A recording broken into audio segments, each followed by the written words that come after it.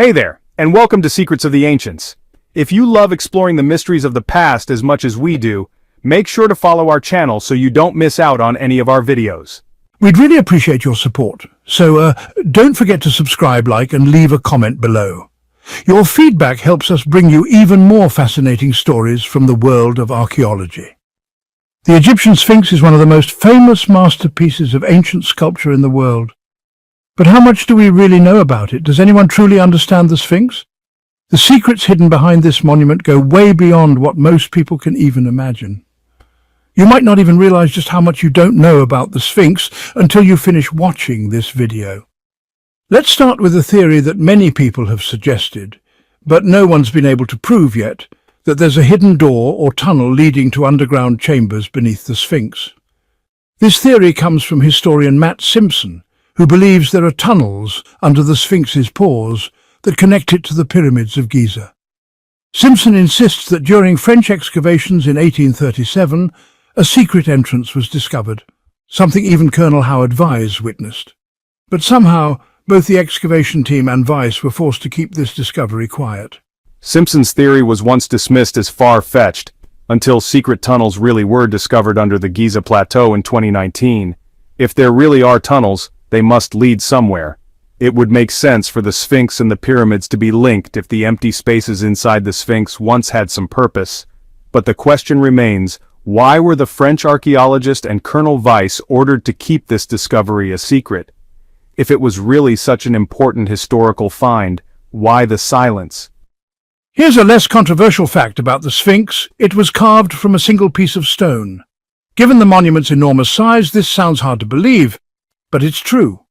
The huge structure was carved directly out of one block of limestone by hundreds of craftsmen over time, until it took the shape we see today, 240 feet long and 66 feet tall. Actually, that's not the whole story either, because the Sphinx as it stands today has been partially repaired and restored with extra limestone blocks, so maybe its original shape looked a bit different.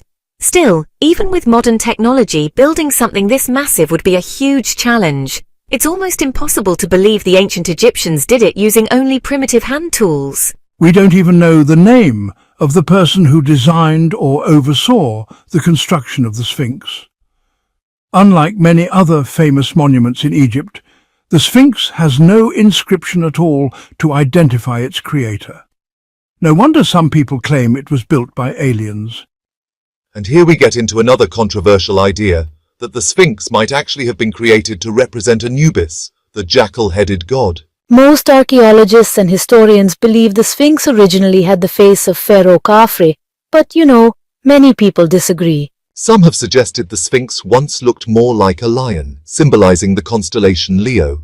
But lions never held special importance in ancient Egyptian culture.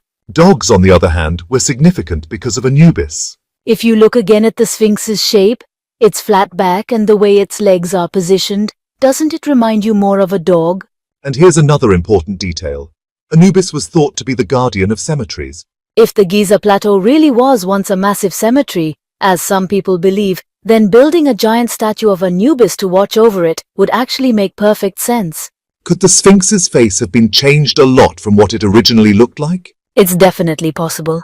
As we said, there's no inscription on the Sphinx recording when or why it was built, which only adds to the mystery of who made it.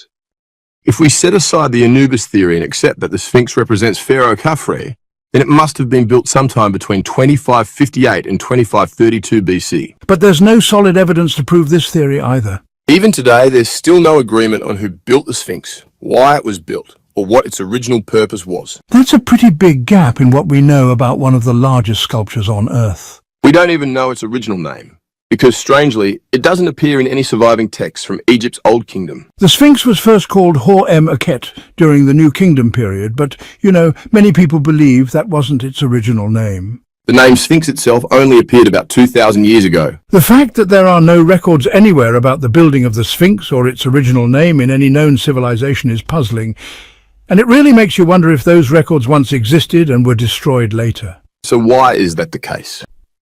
There's also another question hiding in plain sight that not many people notice.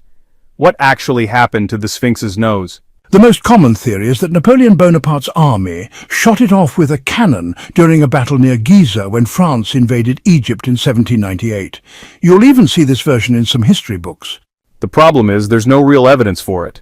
There are no eyewitness accounts, and it's almost impossible that it happened the way those books describe. In fact, all the evidence points elsewhere. According to the Arab historian al-Makrizi, the Sphinx's nose had already been missing since at least the 15th century, maybe even earlier.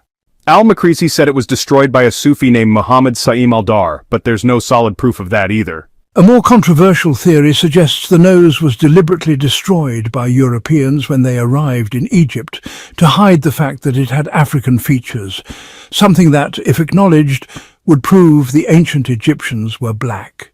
Another theory says the Sphinx's nose was worn away by water erosion. But that leads to another issue. Signs of water erosion on the Sphinx's surface are becoming clearer and clearer. Analyzing these marks might actually prove the Sphinx is way older than we currently think. According to geologist Robert Schoch, the erosion on the Sphinx's body could only have formed over thousands of years and would have required heavy and repeated rainfall. This area of Egypt hasn't had regular heavy rain for over 7,000 years.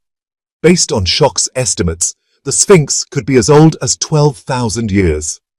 If that's ever proven true, it would completely turn everything we thought we knew about Egyptian history upside down. It's worth noting, though, that many of Schoch's peers strongly disagree with him and see him as a fringe researcher. Still, the undeniable water erosion on the monument keeps raising tough questions. Questions mainstream theories haven't answered yet. Here's another strange detail. In the 18th century, the Sphinx wasn't even visible to the naked eye. That fact alone makes the theory that Napoleon's forces broke off the nose impossible, because they wouldn't have been able to see it at all.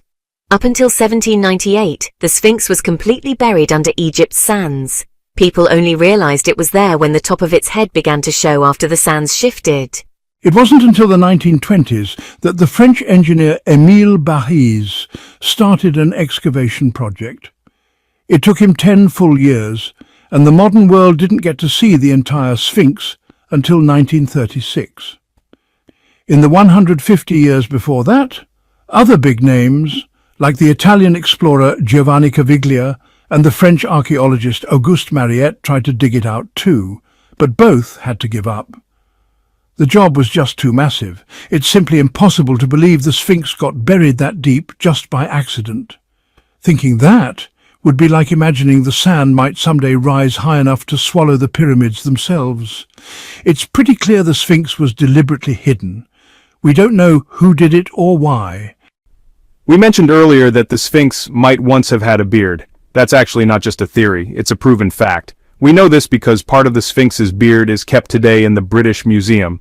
It's just one of many Egyptian artifacts the British Museum has. Artifacts that, to be fair, probably shouldn't be there in the first place. According to the official story, the broken beard was discovered in pieces between the Sphinx's front paws in the 19th century. But that can't really be true because, as we already noted, the Sphinx's front paws stayed buried under sand until the 1930s. Although there are suggestions that Caviglia might have dug all the way to the paws before abandoning his excavation.